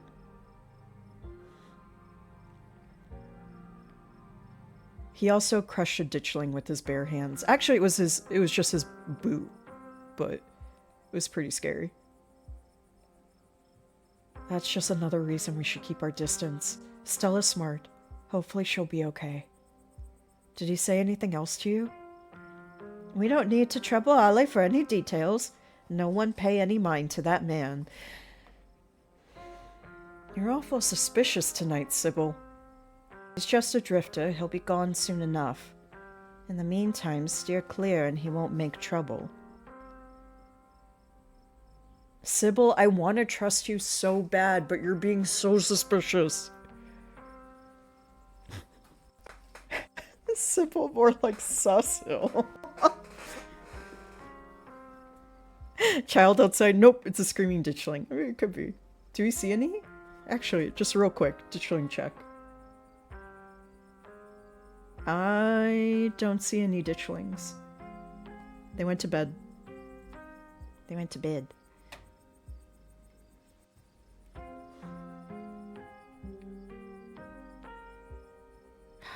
As curious as I am about all of these things, I think everyone's going through trauma right now. I want to know who the map lady was, but... No, I really want to know. I really want to know if somebody knows who the map lady was. I doubt it. I really doubt it, but let's try.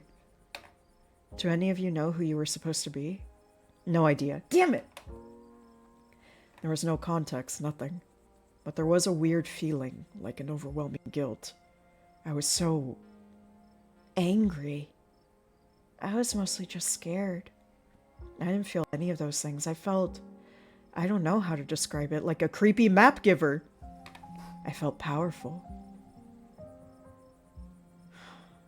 I guess I should probably head back with Tabitha. We should probably get going. It's starting to get chilly out, and I don't know how long it'll take to get things ready in the new place. I'll be over later tonight with some bedding and hot tea, and I'll have Miles bring you some groceries in the morning. Don't be a stranger and let us know if you need anything, okay? Thank you. That really means a lot. I believe it's time for me to get my daughter home as well. But, Kanika dear, you haven't been feeling well. You need to get some rest. Okay. Kanika wearily treks back to the general store. Before I go... Sybil places a hand on your arm, holding you back for a moment. I'm sure you have questions after everything you saw tonight, but let's not get into it here. I think everyone could use a little rest and relaxation right now, yourself included. If you swing by the tea room sometime tomorrow, say early afternoon, you and I can have a little chat. I'll see you then, Ale. Sybil leaves you and catches up to her daughter. You can't help but overhear snippets of their conversation as they leave. My whole body hurts, Mom. What was that? And I want a better answer than a ghost. It was a spirit, dear. I've never been a fan of the word ghost. You'll be all right. Let me get you some of that special tea. It's been working well, don't you think? I think ibuprofen would be better, but I gotta admit, the tea has been nice. The tea! There's some weird tea happening. I'll put on the kettle as soon as we get home. Time to wrap things up here.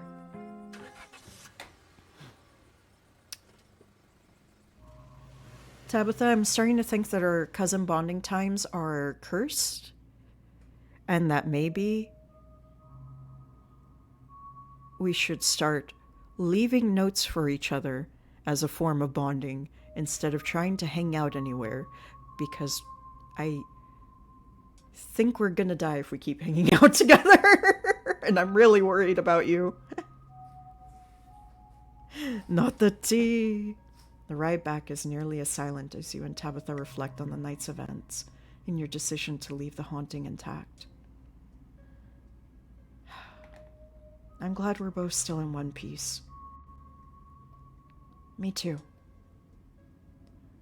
I think you hit the nail on the head earlier. That ghost was out for our blood, and there's no way we could have trusted it to play fair. You slide back into silence as the car makes its way back to the estate.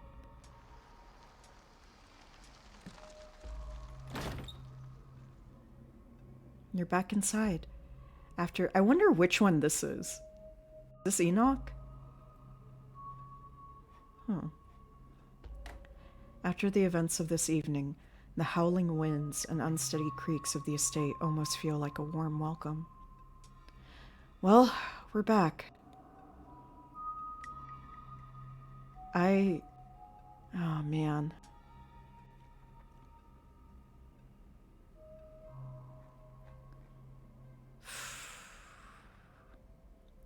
I feel like I'm only going to be able to ask one or two of these before... Oh, maybe that's the first dogmare. Or maybe this one. The ram's head. That ram's head looks really familiar now. Oh, Tabitha, what did our ancestors get into? I feel like I'm only going to be able to ask one or two of these before Tabitha shuts down. So I think out of all of these, the top two are the ones that I'm the most wanting to know about and talk about. I want to talk about Wayne. Really talk. Your cousin sighs. What do you want to know?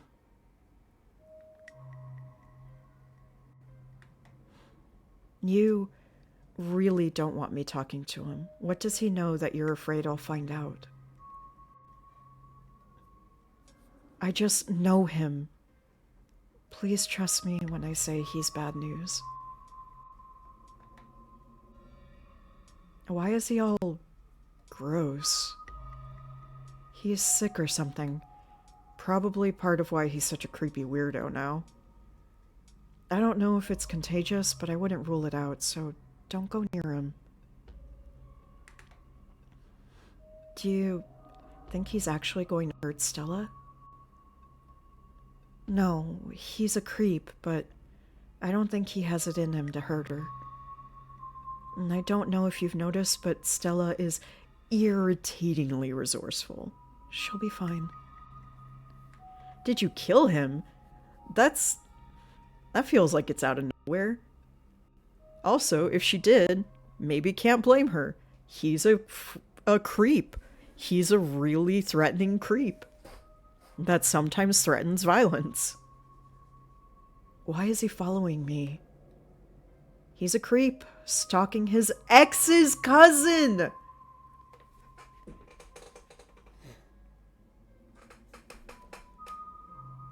Tabby? Tabby? You dated him?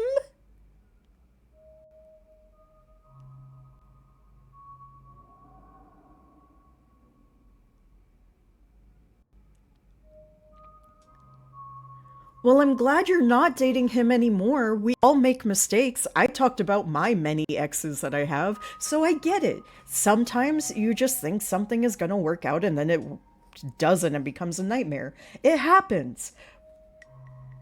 But you can't just drop that like that. All the more reason to not talk to him. He's a different man now. Stay away from him. Girl, so relatable. God. Tabitha, I relate to you so much, and I'm so sorry that you dated that guy. Oh my god.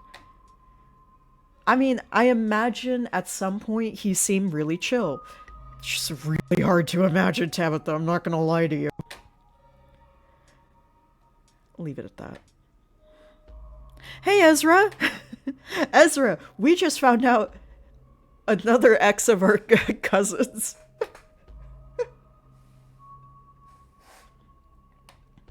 Do you think Stella is okay? I'm worried about her. She has an uncanny way of bouncing back from things. She'll be fine. She's really worried about her too. Oh. How did you know to call Sybil? Who else should I have called? The cops? Besides, I'm pretty sure you've heard that old woman talk. If anyone in this town would have known how to deal with a ghost, it'd be her, right? You're not going to care about the library. You don't care about the trauma right now, because you're just going to say, like, how do you think I feel? Alright, I think it's time for me to turn in. That's a good idea. I'll talk to you tomorrow. Don't keep poking around looking for trouble. You just have to make it to the funeral. 4 more days. That's all. Then the bus comes. Then you'll be so lonely.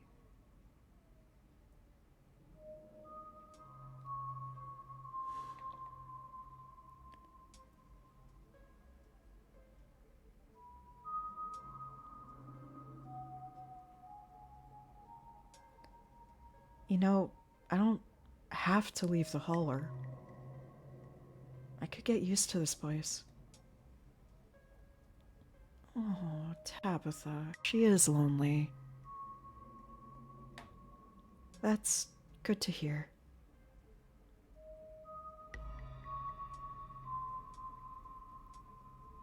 Poor Tabitha. I know Tabitha's super, super rough sometimes, but yeah, like, there's a decent person in there, and she is just really lonely.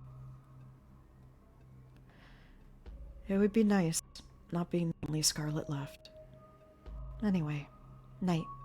See you tomorrow. Time to go to bed.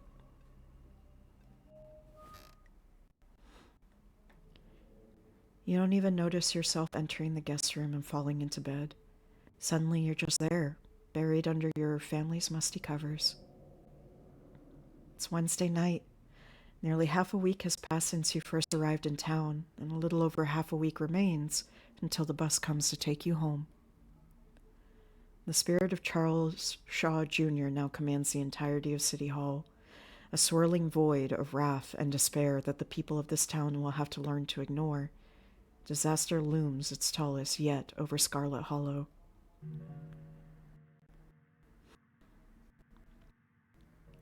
There's gotta be something still at that house. But I couldn't sacrifice Tabby.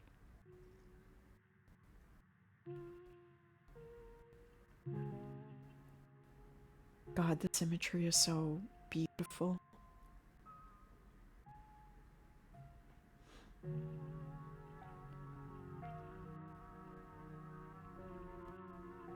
All right.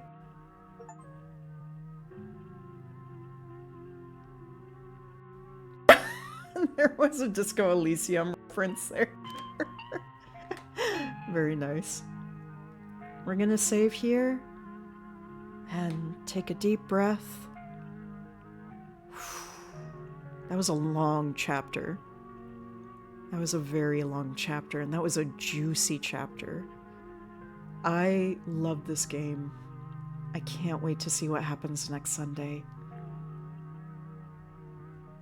I am not going to be able to stop thinking about this game all week long. Oh my god. Oh god, I missed everything. Sabines! What decision was made? Oh, there were so many. We did have a really touching moment at the end with Tabitha, though, where we told her, like, hey, we don't have to leave the holler on the bus at the end of this week. And she told us that would be pretty nice, actually. Be nice to have me around. So she doesn't hate us! Our cousin doesn't hate us! Woo, woo, woo, woo.